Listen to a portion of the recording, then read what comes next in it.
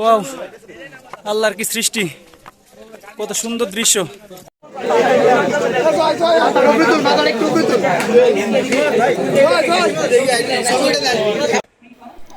আমরা টিকিট কেটে প্ল্যাটফর্মে ঢুকতেই দেখি ট্রেনে প্রচুর পরিমাণে ভিড়, যার কারণে আমরা তখন প্ল্যান করি যে আমরা তখন আবদুল্লাপুর যেয়ে ওই রাতেই চিটাগংয়ের একটি বাসে টিকিট কেটে আমরা রওনা দিই, কারণ ট্রেনে যাইতে গেলে অনেক পরিমাণে পরিশ্রম হয়ে যাবে এবং কষ্ট হবে।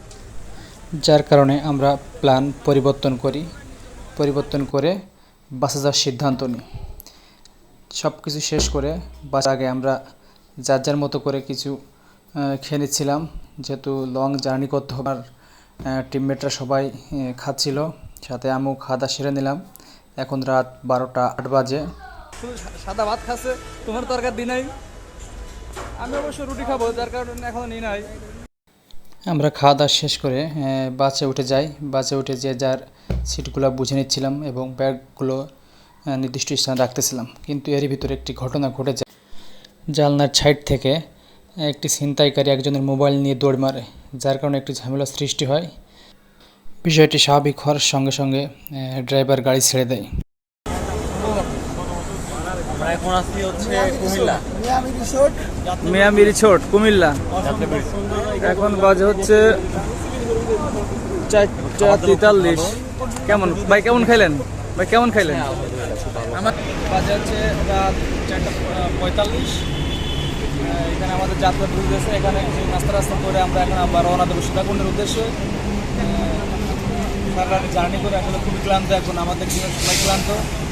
চাকে একটু সাথে জানাইছি, ধন্যবাদ।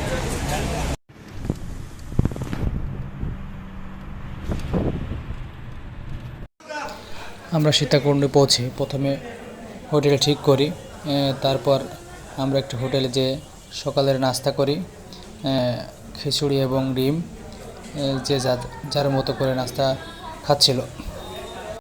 আমাদের টিমে মোট সদস্য হচ্ছে 12 জন। এখানে আমরা 6 জন আসছি আর 6 জন হোটেলে রয়েছে। আমরা হোটেল নিচে একটা হোটেলে ব্যাগটা রেখে আসলাম। এসে এখন নিলিবিলি সামনের দিকে আগাচ্ছি আমরা, আমাদের টিমের সদস্যবৃন্দ।